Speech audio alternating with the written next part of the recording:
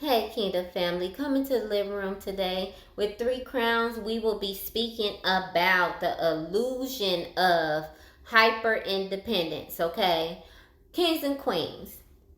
Our scripture we'll be reading today is going to come out of Ecclesiastics, and it's going to come out of 4 and 9. It says, two are better than one because they have a good return for their labor. All right, kings and queens. So usually we actually correlate this conversation in regards of marriage, okay?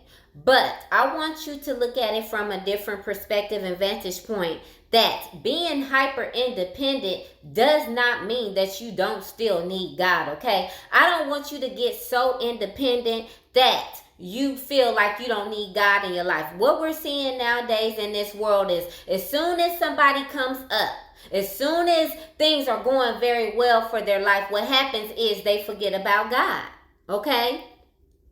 And so, kings and queens, I want you to understand that you're always going to need God. It doesn't matter. You're going to go through your ebbs and flows in life, and you're going to need God for every area of your life. There should never be a time in your life that you don't utilize God, regardless if you're up or if you are down. Now, what we're seeing is a lot of people don't like to call on God until they are going through some type of situation where they feel like they don't have no other anyone else to call. All doors have been closed. You know what I'm saying? Their money is looking funny. Or their health is getting bad. They got a bad report from the doctor, or they just don't feel like they are up. Okay, but I want you to understand that you're supposed to call on God for every level in your life, whether you are up or down. If everything is going right, if you got the big house, if you got a nice car, if your finances are looking ideal, you still need to have God in your life. You should never turn your back on God,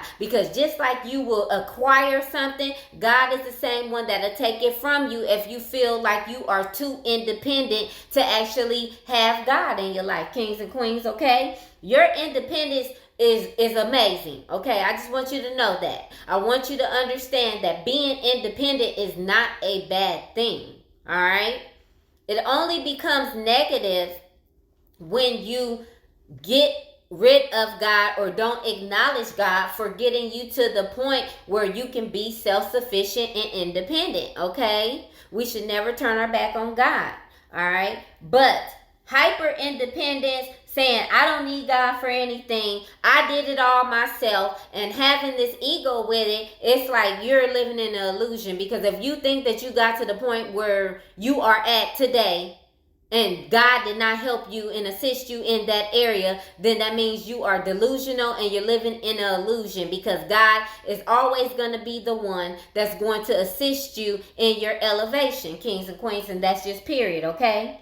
And so God has designed us for a covenant relationship with him, so we can be connected with him, so we can actually utilize him for who he is. And anytime we get in an area in our life where we have any questions or concerns, we can go to God, okay? But to sit up here and say I don't need anybody for anything, I can do it myself, and and I did this by myself, it's not realistic. You are living in a illusion, okay? You don't do anything by yourself. And if you are in the area where, say for instance, you have this false thought that you are strong and you are powerful just because you are up, or you're you know what I'm saying, you have numbers in your bank account. If you really believe in your heart that did not come from God, okay, is the reason why you have that status, then something is wrong with you, okay? Even if you don't believe in God and you acquired wealth because you did something with the devil, or you stepped on other people's toes to get to where you are right now, I want you to understand that God actually allowed it, all right? So you're not actually independent from God. It's you just living in an illusion that you've gained things without God, and it's not true. And so I'm here to actually shatter your illusion of the situation. You can't do anything without God, and you will lose anything that God did not give you, and you will also lose anything if you actually put it above God. All right, so I want you to understand that.